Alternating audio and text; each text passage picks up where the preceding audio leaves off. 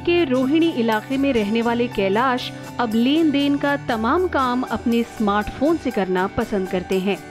देखिए कैसे कैलाश ने भारत इंटरफेस फॉर मनी यानी भीम ऐप के जरिए अपने दोस्त को चंद मिनटों में कैश का छोटा सा अमाउंट ट्रांसफर कर दिया। अभी मेरे एक दोस्त को मध्य प्रदेश में छतरपुर में पैसे ज़रूरत थे, तो उसने मेरे को फ़ोन किया, तो मैंने उसको 6,000 रुपये विदिन अ मिनट में उसको भेज दिए। रिसिप्ट भी आ गई, उसको रिसिप्ट भी भेज दी और वो उसका कॉल भी आया विदिन अ मिनट, 1 मिनट के अंदर कि पैसे आ गए अकाउंट में।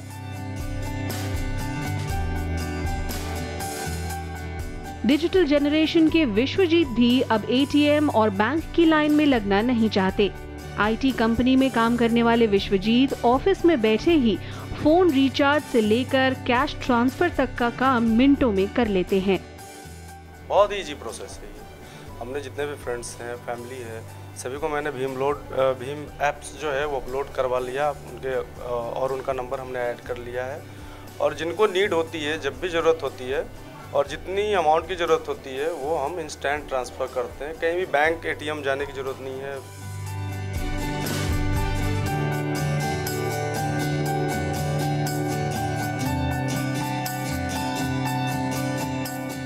भारत इंटरफेस फॉर मनी यानी भीम ऐप 30 दिसंबर 2016 को राजधानी दिल्ली में प्रधानमंत्री नरेंद्र मोदी ने लॉन्च की थी।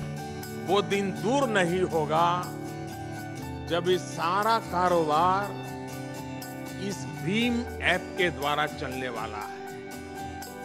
इस ऐप के जरिए यूनिक पेमेंट इंटरफेस यानी यूपीआई पिन के जरिए कैशलेस लेन देन होता है।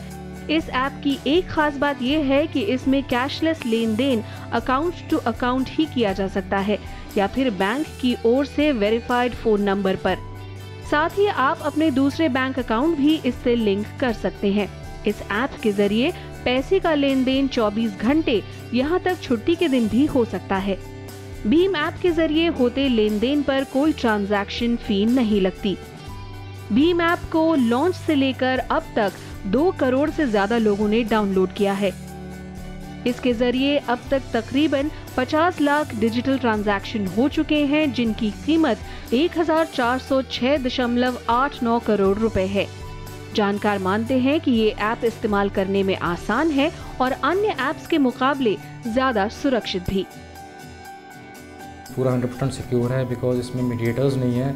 डायरेक्टली आपका जो पेमेंट्स हैं डेबिट्स हो रही हैं, आपके लिंक्ड बैंक अकाउंट से हो रही है। और सक्सेस ये है कि आपका सिक्योरिटी वाइज अगर बात करें तो इसमें 3 फैक्टर ऑथेंटिकेशन है। ज़्यादातर जो वॉलेट ऐप्स हैं उसमें 2 फैक्टर ऑथेंटिकेशन होता है या सिंगल फैक्टर ऑथेंटिकेशन होता है। इसमें 3 फैक्टर ऑथेंटिकेशन है। नंबर 1 कि आपका डिवाइस लिंक्ड अप है, डिवाइस और मोबाइल नंबर। दूसरा आपका बैंक से ऑथेंटिकेशन चाहिए होती है, जो लिंक ऐप सिंक होता है बैंक से। तीसरा इसमें आपका यूपीआई पिन जो है वो यूज़ करनी होती है ट्रांजैक्ट करते वक्त। तो 3 फैक्टर ऑथेंटिकेशन है। अगर आपका मोबाइल खो भी जाता है सिम के साथ तो भी कोई और यूज़ नहीं कर पाएगा, ट्रांजैक्ट नहीं कर पाएगा, आपके बैंक से अकाउंट से पैसा नहीं निकाल पाएगा।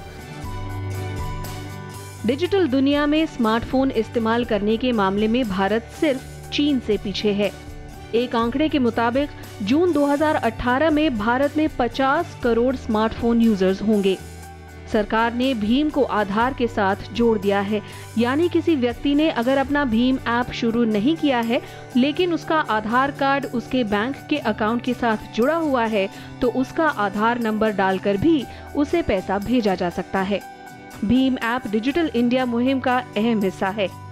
इसका मूल मकसद भारत को ज्ञान आधारित अर्थव्यवस्था के तौर पर स्थापित कर 2019 तक सारे देश को ब्रॉडबैंड से जोड़ना है। इसकी प्राथमिकताओं में शामिल है digital locker system, national scholarship portal और ऑनलाइन रजिस्ट्रेशन सिस्टम को भी बुनियाद प्रदान करना।